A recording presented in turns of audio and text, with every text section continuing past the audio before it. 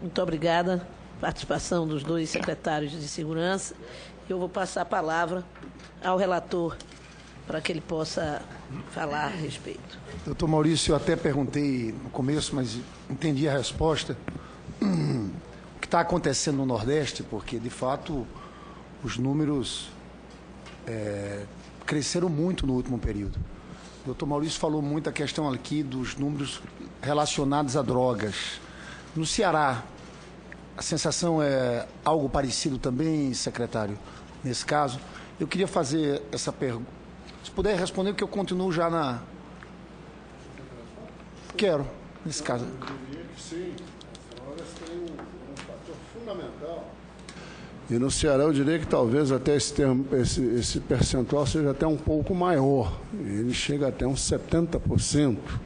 As pessoas que vão a óbito, né, são vinculadas, têm algum tipo de passagem de envolvimento com o crime. Eu diria ao senhor, vamos dizer, essa violência. Primeiro, aquela pergunta que o senhor fez no início, né? Por que o Nordeste? Porque nós tivemos uma reunião lá na Secretaria de Segurança, no mês passado, em que participaram diversos representantes de secretarias de segurança do Nordeste. E a queixa, vamos dizer assim, era uma só.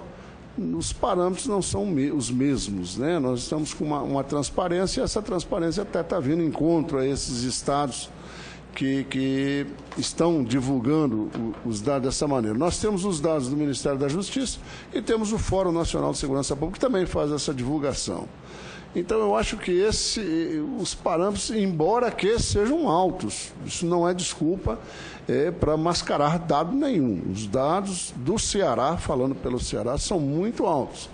Agora, como disse o colega da Bahia, quando nós falamos que os presídios estão superlotados, isso me dá a impressão de antemão, mas então a polícia está trabalhando bastante. Quando alguém se queixa de que os presídios estão superlotados e 60% dos presos são provisórios. Quem está falhando nesse momento? Quem deveria estar julgando esses presos. Aí já não é um problema de polícia, vamos dizer assim. Agora, a droga, nós temos, principalmente a cocaína, como foi dito, eu não coloquei as apreensões, cresceram muito, nós temos uma parceria muito grande com a Polícia Federal, veio o tráfico aéreo, depois veio via aeroporto, pequenos aviões, e depois via aeroporto, passageiros. Está havendo um trabalho em conjunto com a Polícia Federal, com o pessoal da PRF também. E eu diria ao senhor, nós temos produtores de droga, da cocaína, algo que preocupa. Nós temos os países andinos aí, é Bolívia, é Peru e é Colômbia. Isso num primeiro momento.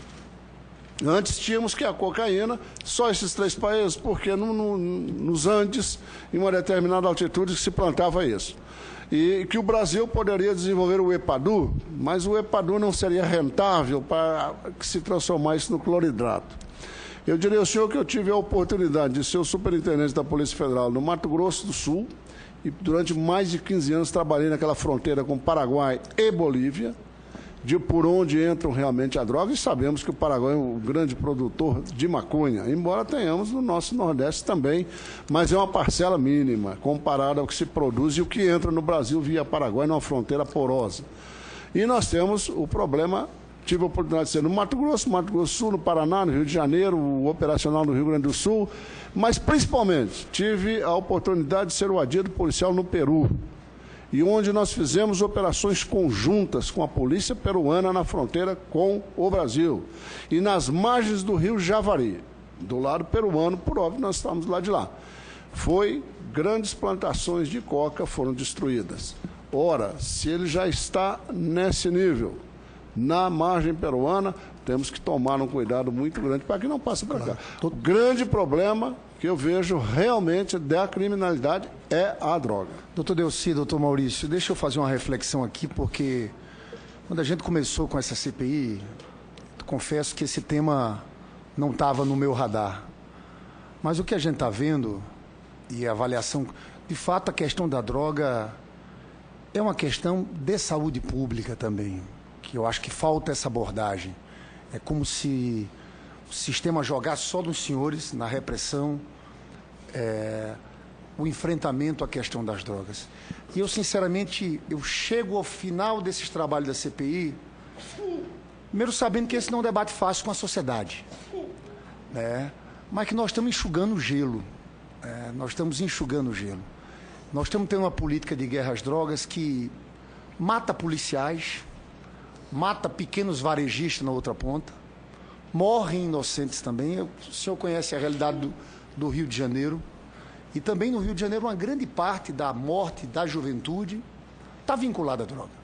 Briga de facção contra facção, a polícia entrando no território, morre policiais, morre varejistas, morrem inocentes.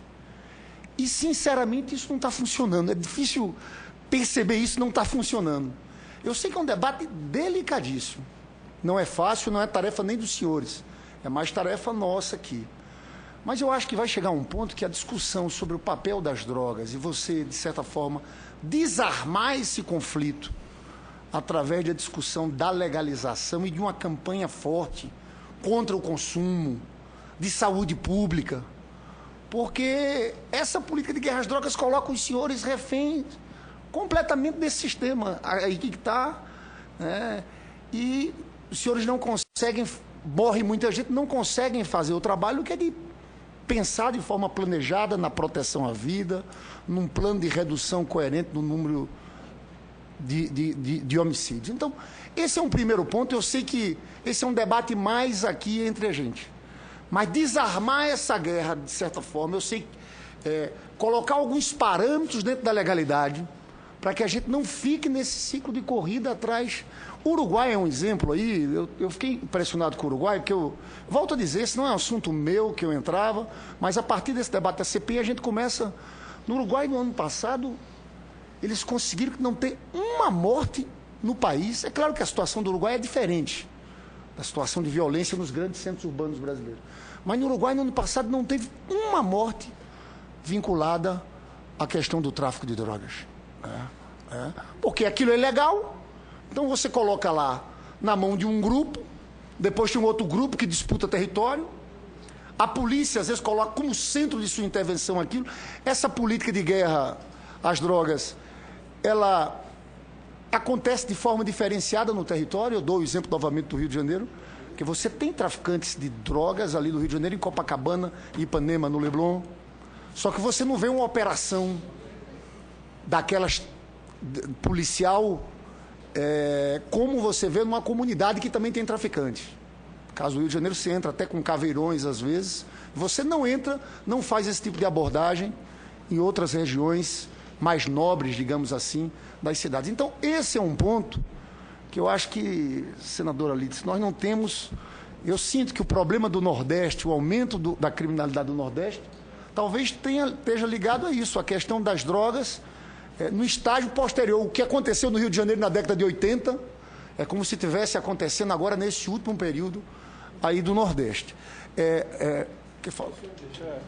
Só para responder um questionamento do senhor, não entrando também em debates, até porque faz parte do nosso parlamento fazer uma avaliação do que é melhor, do ponto de vista de saúde pública e política criminal, mas dando um pouco do panorama do Estado da Bahia, eu costumo dizer que a nossa dificuldade enquanto força de segurança é tão grande que digo até aos meus comandados, nós somos vítimas da nossa própria eficiência, porque quanto mais prendemos, quanto mais colocamos líderes de quadrilhas e quanto mais colocamos esses elementos para fora do Estado, se acirram ainda mais as disputas.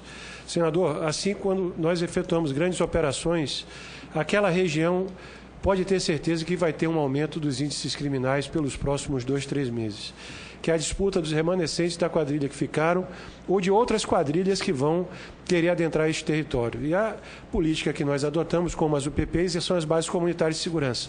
Só que tem um custo muito alto. Numa base comunitária, para atender uma comunidade de 70, 80 mil pessoas, eu tenho 100 policiais militares, que às vezes é uma unidade da Polícia Militar que eu tenho para atender 600 mil pessoas em diversos bairros da capital. E volto, de fato, a este problema. A Bahia e o Nordeste vivem hoje a realidade que os estados da região Sudeste viveram na década de 80. Nós não temos nenhum grande comando, e sim facções médias de tráfico de drogas, como hoje nós temos os grandes comandos de Rio de Janeiro, as milícias e São Paulo.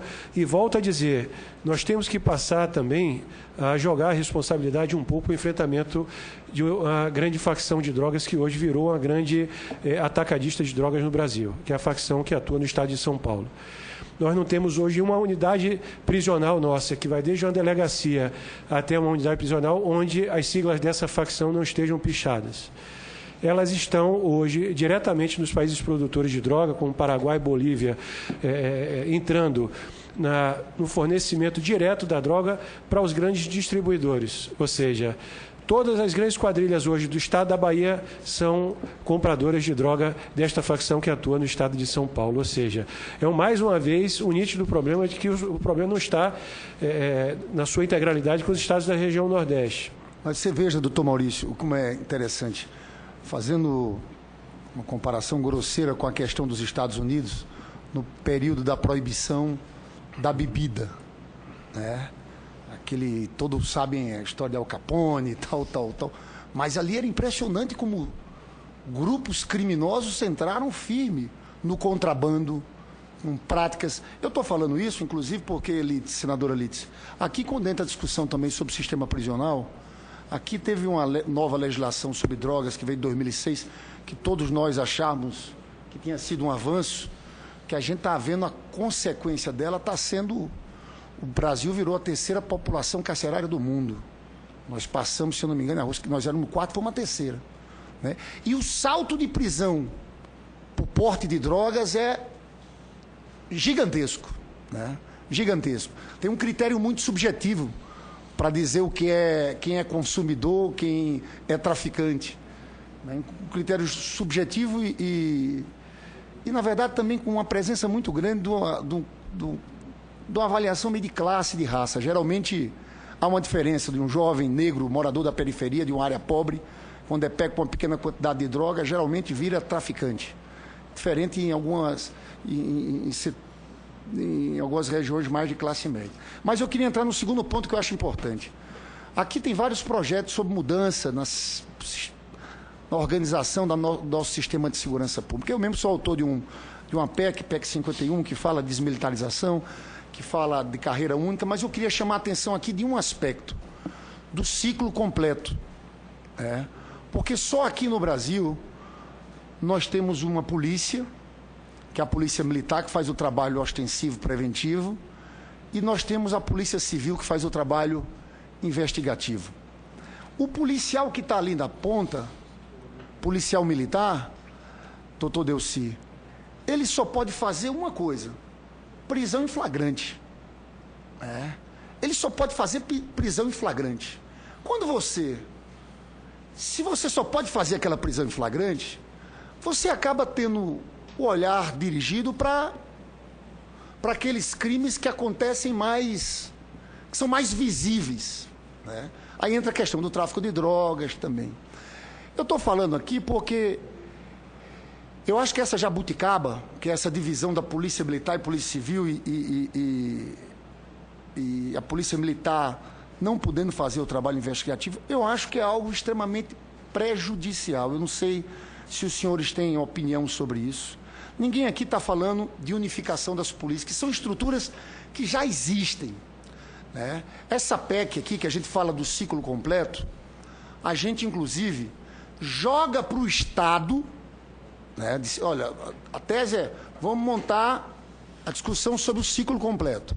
Mas você joga para o Estado como organizar as suas polícias. Eu diria que se eu tivesse virado governador no Rio de Janeiro, em discussão com a Assembleia Legislativa, se fosse aprovada essa PEC aqui do ciclo completo, eu não unificaria a Polícia Civil com a Polícia Militar. Muito pelo contrário, eu tentaria construir uma lógica de uma polícia, que um projeto nosso fala de desmilitarização também, de uma polícia que atuaria na ponta, fazendo o trabalho de investigação, e nós colocaríamos a Polícia Civil para fazer um trabalho de investigação dirigido aos crimes organizados no Estado. Uma espécie de, vamos dizer assim, de forma grosseira, de uma Polícia Federal estadual, né? Uma Polícia Civil ligada a esses crimes. Eu falo isso porque, sinceramente, esses números de 8% de investigação nacionais, e os senhores apresentam índices melhores, eu vi pela pela apresentação dos senhores, o cuidado com a gestão, né, vocês terem metas e terem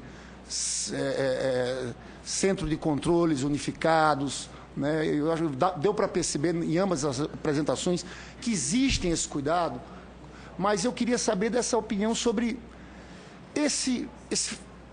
essa organização do nosso sistema de segurança pública, que de fato pouco tem funcionado, né?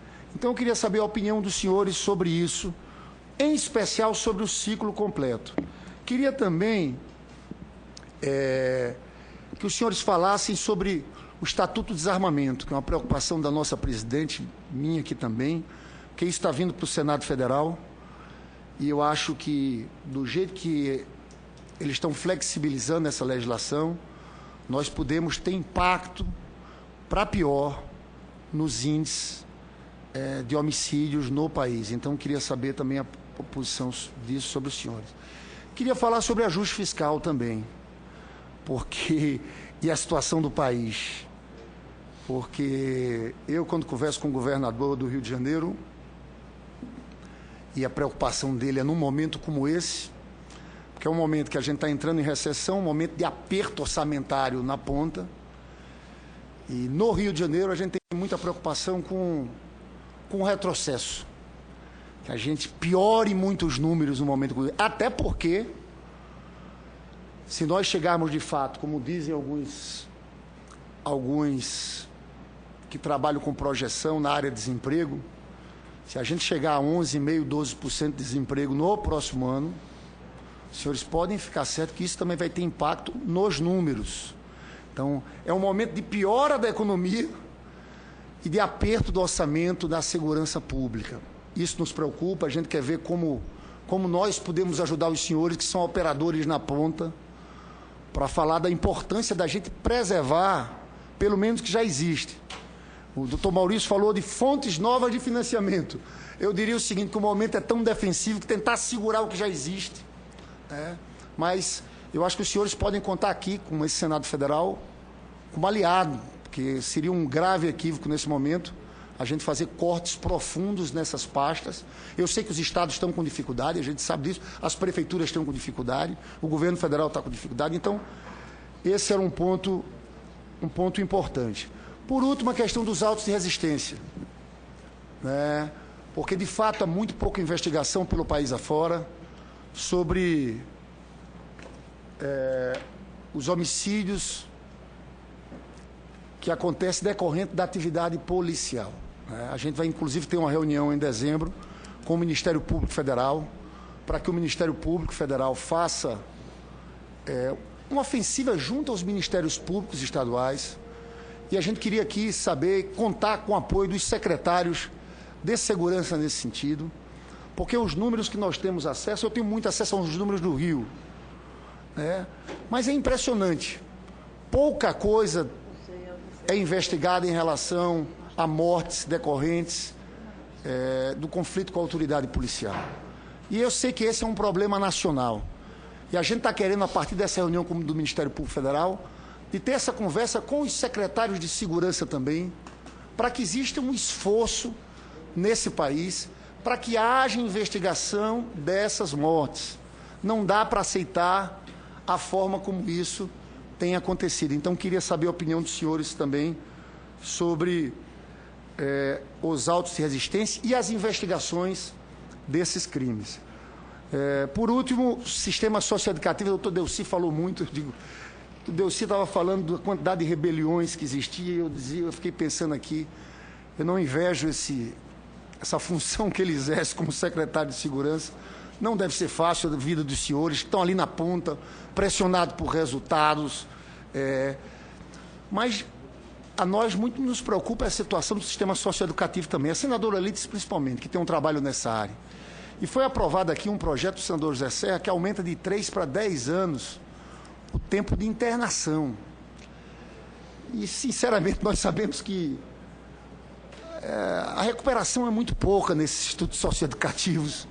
Aumentar de 3 para 10 anos, o senhor já tem a situação de superlotação nessas instituições. O que é que seria isso? Aumentar de 3 para 10 anos esse tempo de internação do ECA. E, por fim, doutor Maurício, com todo... É porque foi um caso que teve repercussão nacional, esse caso da Cabula. Eu queria só entender... Do Cabula? Ah, do Cabula. Do Cabula. O que houve ali, como é que foi? Eu sei que, às vezes, há dificuldades. Nós tivemos um caso concreto aqui agora no Distrito Federal, que o secretário de Segurança pediu demissão porque não conseguiu controlar a Polícia Militar num fato concreto. A gente sabe que essas estruturas das polícias, como tem todo um processo de uma cultura de guerra que tem que ser combatida, mas eu acho que era importante a gente saber aqui como é que houve nesse caso do Cabula, quantos morreram, em que circunstância aconteceu aquilo, né? E eu acabo dizendo o seguinte: o que a gente está querendo mais nessa CPI aqui é forçar a que saia logo esse Pacto Nacional pela Redução de Homicídios, né? Isso tem que sair. São muitas discussões que estão no torno. Aqui eu falei de droga, falei de organização do sistema de segurança pública, falamos de autorresistência. É um debate muito complexo, mas nós não podemos aceitar como normal o que está acontecendo no Brasil, né? Nós somos o país com o maior número absoluto de homicídios, né? 56 mil homicídios em 2013. Mais de 50% dessas mortes de jovens, 70% de mortes de jovens negros, moradores da periferia. Porque a abordagem policial é diferente também, não é só abordagem policial, mas a abordagem policial também é diferente nessas regiões mais pobres. Então, eu acho que os senhores secretários de segurança têm que ser chamados, que são operadores na ponta, para a construção desse pacto. Eu sei que os senhores estão aqui sempre com metas, infelizmente existe isso agora já, né? Metas para redução de homicídios, isso virou uma coisa que é importante, que eu sei que pressiona os senhores no resultado com a equipe lá à frente, porque teve um período na história, o doutor Maurício deve lembrar que era do Rio de Janeiro, que no Rio de Janeiro nós tivemos gratificação faroeste, que era uma gratificação por produtividade que estava ligado, inclusive, e o que existia ali é que aquilo era um incentivo para uma atividade policial mais violenta, mais agressiva. A pessoa recebia gratificação. Então, são essas questões aqui que eu queria levantar para os senhores. Do relator, que fez, portanto, o conjunto de perguntas centrais desta tarde. Eu vou sugerir que nós possamos passar a doutor Maurício para que ele responda em primeiro lugar. Em função do horário, ele desde o início comunicou que ele tem voo às 18 horas. E, então, ele falaria primeiro e depois voltaríamos para o doutor Delcy, para que pudéssemos liberá-lo. Com a devida vem aí também pedindo aqui ao nosso colega esse espaço, até porque tem alguns outros compromissos. Foi perguntado pelo senador a respeito do ciclo completo de polícia, um debate muito importante e interessante que vem ocorrendo hoje aqui no Congresso Nacional. Eu tenho uma visão, e passei por alguns países, senadora, e vi diferentes realidades, diferentes culturas, diferentes instituições. As polícias nos estados, elas se formam de acordo com a característica cultural e social desses países. A nossa veio da formação desde o Império e da criação de instituições voltadas muito mais ao patrulhamento ostensivo e fardado por conta de sua semelhança às Forças Armadas. Mas também vi, em alguns países, polícias únicas com o ciclo completo, que eram fardadas com suas hierarquias militares, que vem funcionando muito bem. Ou seja, nós temos realidades distintas em diversos países do mundo, onde cada um tem a sua metodologia de se fazer segurança pública, mas o que eu sinto é que cada um desses países civilizados, diga-se países de primeiro mundo, que eles buscaram foi a redução de repetição de atos processuais, que é o que a gente vê hoje no país, seja pelo descrédito das forças policiais, independente de ser ciclo completo ou não. É descabido que hoje haja ato investigatório que tem que necessariamente ser reproduzido em sede judicial, tornando um processo judicial cada vez mais lento. E como nós falamos aqui, o que leva hoje o país a ter um excesso de presos nas unidades carcerárias é exatamente a falta de um rito processualístico e legal que faça com que a lei seja aplicada mais rapidamente. E já respondo, inclusive, a questão do aumento da idade do jovem no cumprimento de medidas socioeducativas. Eu não quero e não posso, como cidadão, dizer que porque temos excessos de presos hoje nas nossas unidades prisionais, que temos que olhar pelo lado da liberação desses presos, como se isso fosse resolver o problema da segurança pública nacional. Claro que não. Nós temos que fazer ações casadas, ou seja, nós temos que evitar ao máximo o encarceramento, mas quando for necessário, que essas pessoas fiquem presas o maior tempo possível. Que o processo dessas pessoas seja julgado com prioridades, onde a aplicação da lei seja feita de forma mais rápida, para evitar que essa pessoa saia com 1 ano, 2 anos, com cumprimento de uma medida cautelar, ou então com penas simplórias por outros crimes e não pelos crimes graves. E voltando ao ciclo completo, eu acho que é um debate que de fato tem que ser trazido aqui pelo Congresso Nacional. Eu sou favorável da melhoria da atuação das nossas forças policiais. Eu não acredito que colocar um policial militar para fazer um termo circunstanciado de ocorrência, nós vamos ter uma melhora da persecução penal ou a melhora da questão da impunidade. Se não aumentarmos o nível de escolaridade do nosso policial, colocando com um nível de bacharelado em direito que é exigido hoje às autoridades policiais que pertencem à Polícia Civil ou à Polícia Federal. Porque a análise do fato em concreto, se dizer que é crime de menor potencial ofensivo ou não, faz parte de uma análise técnica que é exigida aos profissionais que são os profissionais de exigência de curso ou de bacharelado em direito, como são os delegados de polícia. Ou nós vamos avançar neste propósito, aumentando o nível de escolaridade de um soldado da Polícia Militar, que é o primeiro que tem condições de atender um fato. Se nós vamos ter condições de fazer com que o nível salarial deste profissional ou o nível de reconhecimento e ascensão dentro da carreira policial militar seja feito da mesma forma, nós também não podemos dizer que com o nível de escolaridade que nós temos, nós vamos ter condições de ter discernimento de que aquele fato é ou não um crime de menor potencial ofensivo. Esse é o primeiro ponto que eu observo. O que nós temos que ter de fato, uma integração muito firme entre as forças policiais. A criação da Secretaria de Segurança Pública, como o próprio Ministério da Defesa, foi um fator preponderante para isso, que evitou que polícias fossem consideradas como secretarias de Estado e cada uma tivesse uma atuação não coordenada ou concatenada.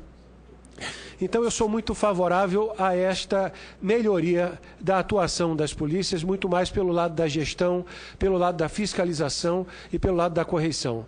Nós, se criarmos uma polícia de ciclo completo, não achem que nós não vamos ter problemas relacionados a desvio de condutas ou a impunidades relativas à não lavratura de um termo circunstanciado e etc. Como fui aos Estados Unidos e lá nós temos 17 mil agências de segurança.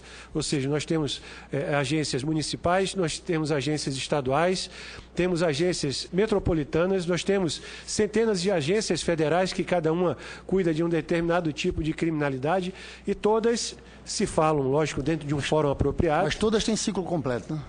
No caso, todas têm investigação. Algumas sim, outras não. Não são todas? Outras não. Mas é importante, senador, que a gente melhore muito e azeite muito essa máquina.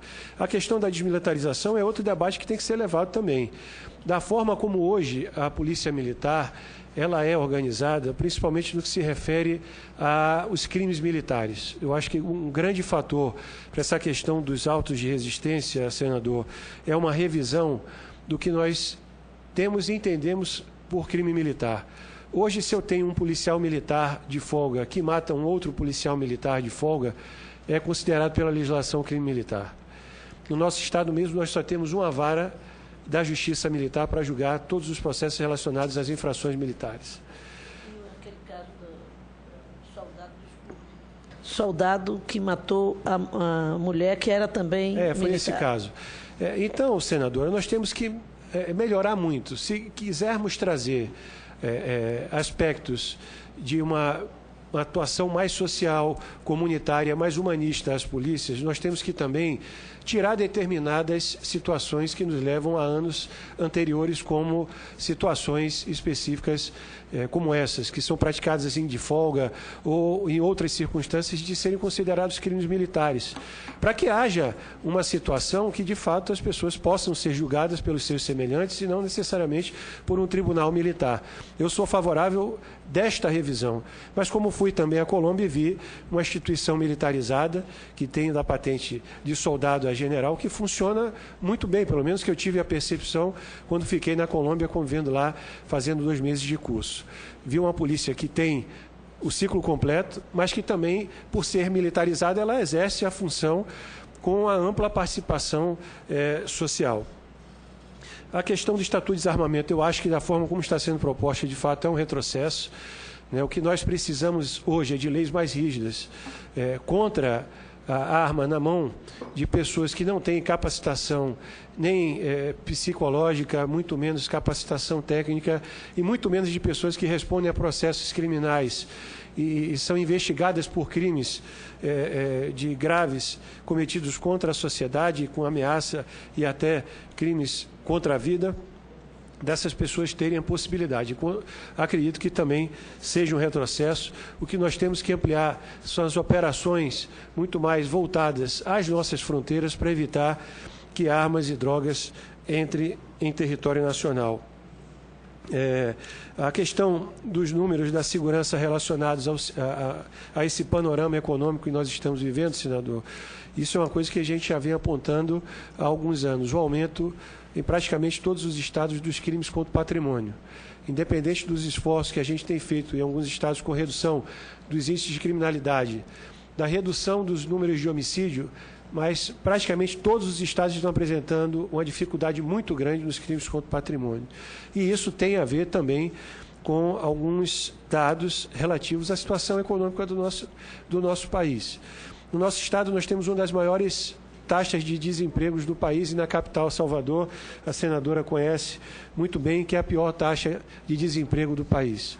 Nós estamos vendo hoje jovens de 13, 14, 15 anos e jovens de 18 e 19 que tinham carteira assinada, que estavam desempregados, migrando para roubos em transporte coletivo, fazendo roubo a veículos e praticando outros crimes contra o patrimônio, como estelionato e outros crimes afins, como forma de terem a sua remuneração. De fato, isso é um fator que tem que ser melhor estudado pelos próximos anos, mas volto a dizer que a preocupação também, não só no aumento de crimes contra o patrimônio, mas também com relação ao financiamento da segurança pública. Como todo Estado que compõe a nossa federação, nós tivemos esse ano, o ano de 2015, um ano muito difícil no que se refere às finanças do Estado.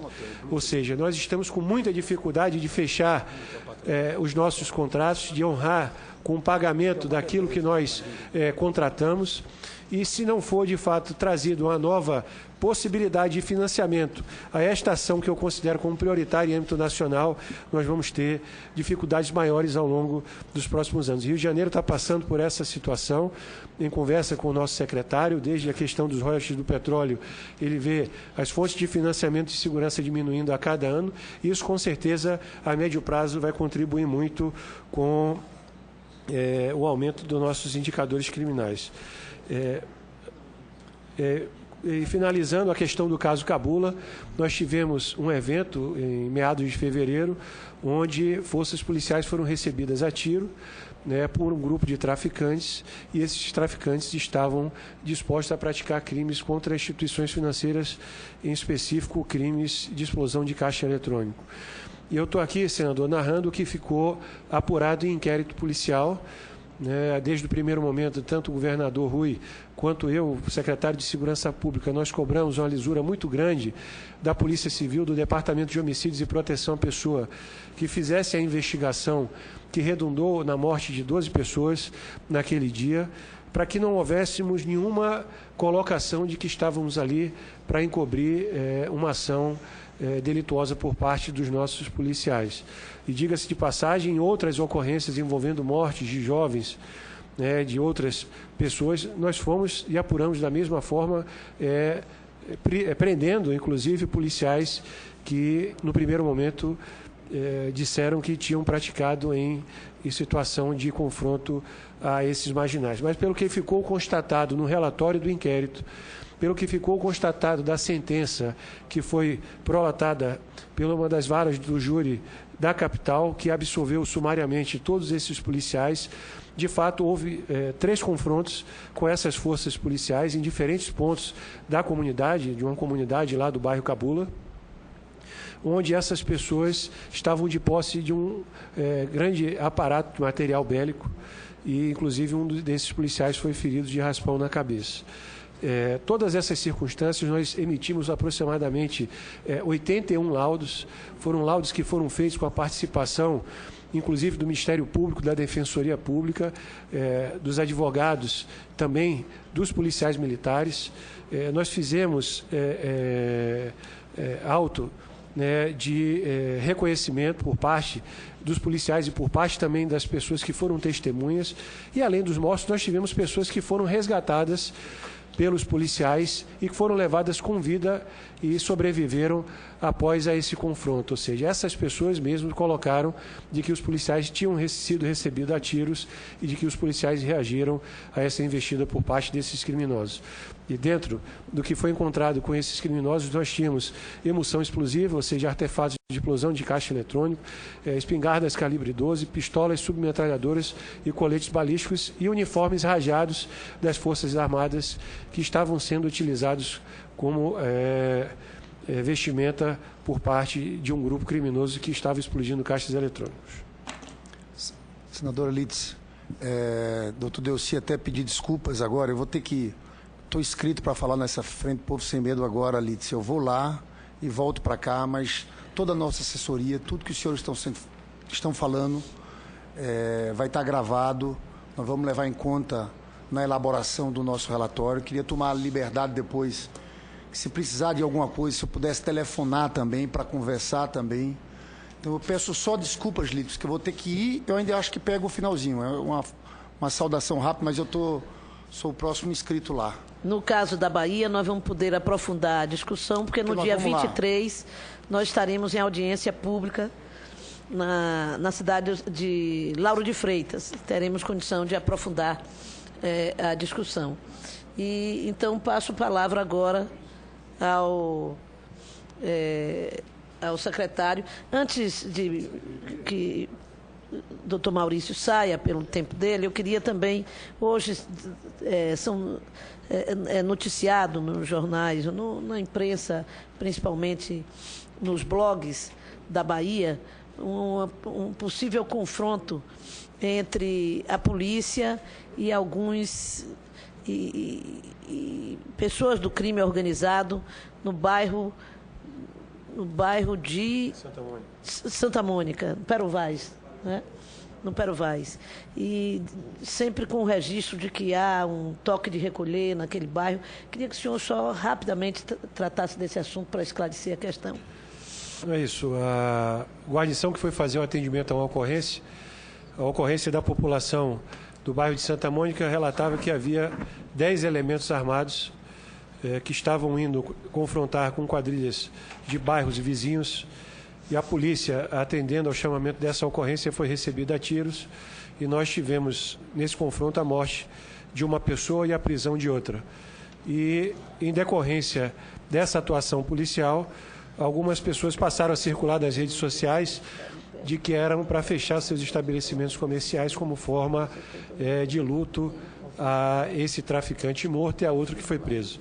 Nós reforçamos com o policiamento especializado, desde policiamento de choque e unidades especializadas. Está tudo transcorrendo na mais absoluta normalidade e não há, de fato, nada que indique nenhuma ação marginal em represália à atuação da atividade cotidiana do comércio ou das pessoas nesses bairros. Estamos com atenção redobrada nesse sentido e também com mandados de prisão já para as lideranças do tráfico dessa localidade e de outras que estão rivalizando para que a gente traga o mais rápido possível a tranquilidade aos moradores da Santa Mônica e do Pero Vaz.